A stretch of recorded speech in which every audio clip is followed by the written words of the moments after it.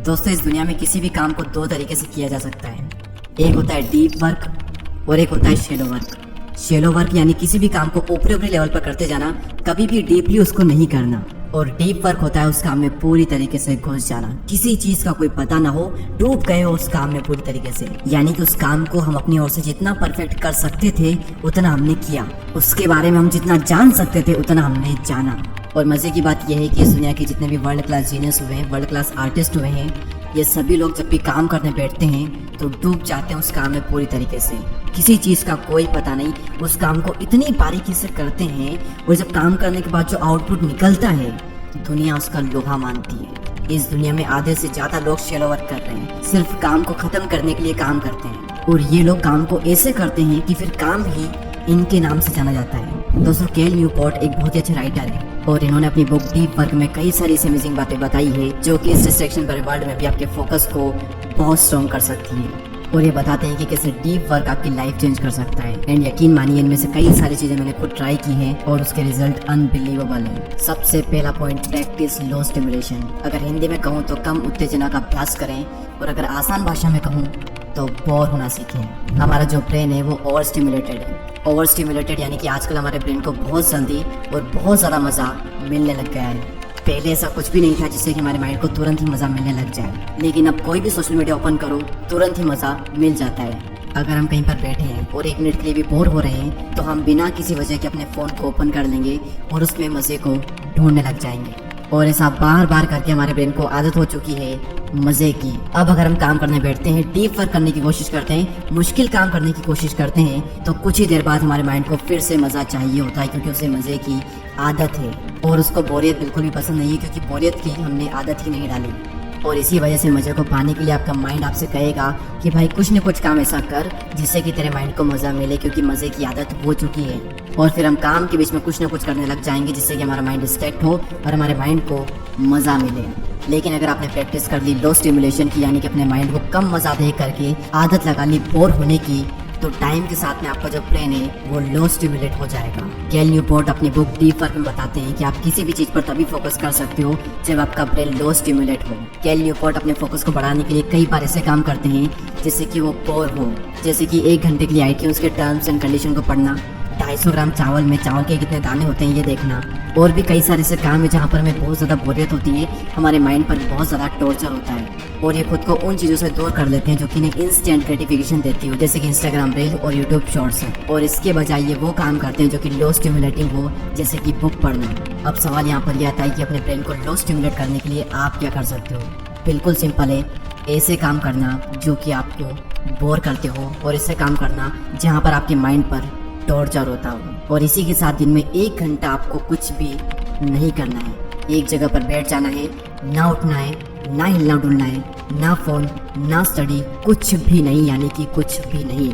आपका माइंड आपसे बार बार कहेगा कि यार थोड़ा हिल डुल ले, थोड़ा चल ले, कुछ करने लग जा, लेकिन आपको कुछ भी नहीं करना है, अपने माइंड को बोर होने देना है। और जब आप ये करोगे तो आप नोटिस करोगे कि 25 मिनट के बाद में आप एक कॉन्शियसनेस के लेवल पर चले जाओगे, आपके माइंड को सोचने का मौका मिलेगा। आप कई सारी ऐसी चीज़ें सोचोगे अपनी लाइफ के बारे में जो कि आपने पहले कभी नहीं सोची। आपको नए नए आइडियाज़ आएंगे, आपकी लाइफ में एक नई क्लैरिटी आएगी अगर आप ऐसा करोगे तो। और अगर डेली आपने 1 घंटा ये कर लिया तो आपका जो ब्रेन है वो बहुत जल्दी लो स्टिमुलेट हो जाएगा और आपका फोकस 10 गुना ज़्यादा बढ़ जाएगा, क्योंकि अब आपके माइंड को आदत हो चुकी है बोर होने की। आपके माइंड ने बोर होना सीख लिया है। तो अगर आपके माइंड ने बोर होना सीख लिया है तो काम के दौरान भी अगर आप बोर होते हो तो आपको बिल्कुल भी प्रॉब्लम नहीं होगी, आप डिस्ट्रैक्ट नहीं होंगे। अपने फोकस को और ज़्यादा डीप करने के लिए सेकंड पॉइंट आता है switch off auto pilot mode. हम दिन भर जो भी करते हैं उसमें से 40% हम हमारी आदतों की वजह से करते हैं। आपने नोटिस किया होगा कि आप कई सारे काम ऑटोमेटिकली करते हैं, कुछ भी सोच कर नहीं करते। जैसे कि अगर आपको आदत है सुबह जल्दी उठने की तो फिर आप ऑटोमेटिकली जल्दी उठ जाओगे, नो मैटर आप कितनी बजे सोए थे। अगर आपको आदत है बहुत ज़्यादा फ़ोन चलाने की तो आपका हाथ ऑटोमेटिकली फ़ोन को उठाकर चलाने लग जाएगा बिना किसी वजह के। अगर आपको आदत है किसी भी काम को टालने की तो आप फिर हर काम को टालने लग जाते हो। और इसी ना जाने कितनी ही बुरी आदतें हैं जो कि आपसे ना चाहकर भी ऑटोमेटिकली काम करवाती है, और इसीलिए आपको अपनी लाइफ का ऑटो पायलट मोड बंद करना पड़ेगा। और इसको बंद करने के लिए आपको एक टास्क प्रिंट बनाना है जिसको आपको 4 कॉलम में डिवाइड कर लेना है। हॉरिजॉन्टल कॉलम में अनअट्रैक्टिव और अट्रैक्टिव आएगा, और वर्टिकल साइड में प्रोडक्टिव और अनप्रोडक्टिव आएगा। इस तरीके से आप दिन भर में जो भी काम करते हो वो सारे काम इन 4 कैटेगरीज में आते हैं। पहला काम है अनअट्रैक्टिव एंड प्रोडक्टिव, यानी कि आपको पसंद नहीं है लेकिन प्रोडक्टिव है, और उसे हम कहते हैं नेसेसरी वर्क, जो कि ज़रूरी है, आपको करना ही चाहिए। एग्जाम्पल के लिए पढ़ाई, आपका काम अनअट्रैक्टिव है लेकिन प्रोडक्टिव है, आपको करना ही पड़ेगा। दूसरा आता है जो कि अनअट्रैक्टिव है और अनप्रोडक्टिव भी है, और उसे हम कहते हैं अननेसेसरी वर्क, जिसे करना बिल्कुल भी ज़रूरी नहीं है, जिसे आपको करना पसंद भी नहीं है, और अनप्रोडक्टिव है, ऐसे काम को बिल्कुल भी नहीं करना है। उसके बाद में आता है ऐसा काम जो कि अट्रैक्टिव भी है और प्रोडक्टिव भी है, उसे हम कहते हैं पर्पसफुल वर्क। ऐसे काम को आपको करना ही है, यानी कि वो काम करना जिसमें आपको मज़ा भी आता है और वो प्रोडक्टिव भी होता है। और लास्ट में आता है डिस्ट्रैक्टिंग वर्क, यानी कि वो पसंद तो है आपको लेकिन वो किसी काम का नहीं है। फ़ोन चलाना आपको पसंद है लेकिन किसी काम का नहीं है। काम के बीच में बात करना, ऐसे काम करना जिससे आपके माइंड को मज़ा मिलता है, ये सारे काम अट्रैक्टिव तो होते हैं लेकिन अनप्रोडक्टिव होते हैं, और उसे हम कहते हैं डिस्ट्रैक्टिंग वर्क, और ये आपको बिल्कुल भी नहीं करना है। आपका पूरा फोकस होना चाहिए पर्पसफुल और नेसेसरी वर्क करने में। इस तरीके से आपको पता चल जाएगा कि आपको क्या करना है और क्या नहीं करना है, और आपकी लाइफ का ऑटो पायलट मोड बंद हो जाएगा। अगला पॉइंट आता है use your attention space wisely. पहले मैं आपको ये बता देता हूँ कि अटेंशन स्पेस होती क्या है। आपके माइंड की किसी चीज़ पर फोकस करके उस चीज़ की प्रोसेस करने की जो क्षमता होती है, उसे हम कहते हैं अटेंशन स्पेस। एग्जाम्पल के लिए आप ड्राइव कर रहे हो, आपने ट्रैफिक सिग्नल को देखा और आपका माइंड सिग्नल को देख करके तुरंत प्रोसेस कर लेगा कि सिग्नल के अकॉर्डिंग हमें क्या करना है।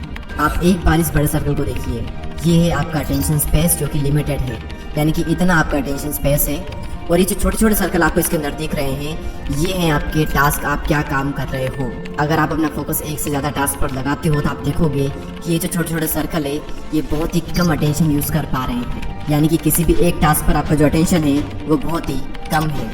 लेकिन अगर हम अलग अलग टास्क पर फोकस ना करके फोकस करते हैं एक ही टास्क पर फोकस करने पर, तो आप देखेंगे कि ये जो सर्कल बनता है ये कितना ज़्यादा स्पेस ऑक्यूपाई कर देता है, यानी कि कितना ज़्यादा अटेंशन यूज़ कर लेता है, और इस एक टास्क पर आपका जो फोकस होगा वो कितना ज़्यादा एक्सट्रीम होगा।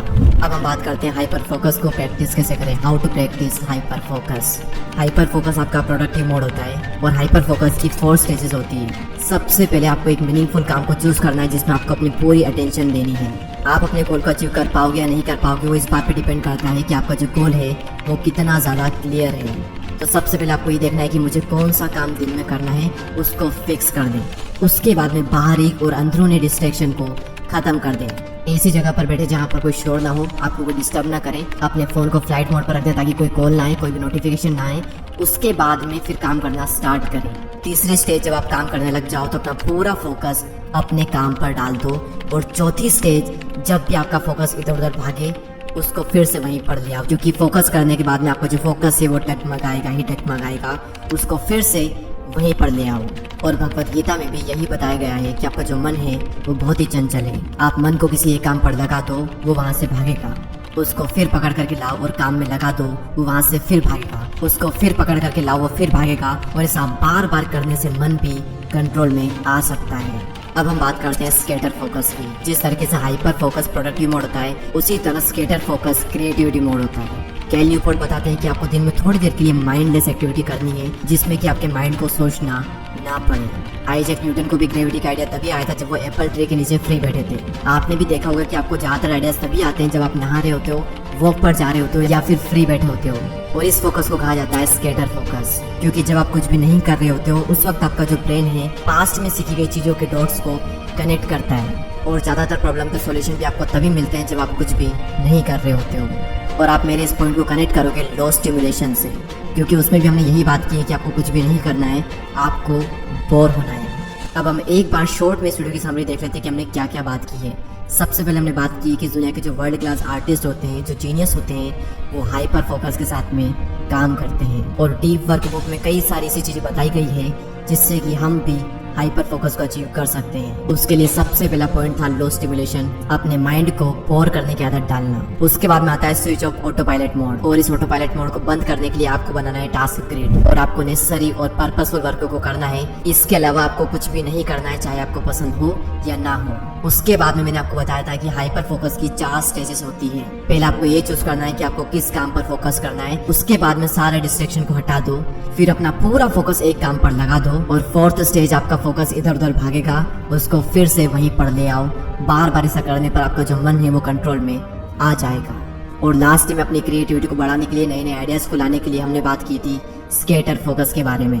दोस्तों अगर आपको ये वीडियो हेल्पफुल लगा हो तो इसे शेयर करना ना भूलें और हमसे जुड़ने के लिए और नए वीडियो को मिस ना करने के लिए हमारे चैनल को सब्सक्राइब करके बेल आइकन को प्रेस करें। मैं मिलूंगा आपसे अगले वीडियो में, तब तक के लिए जय हिंद जय भारत।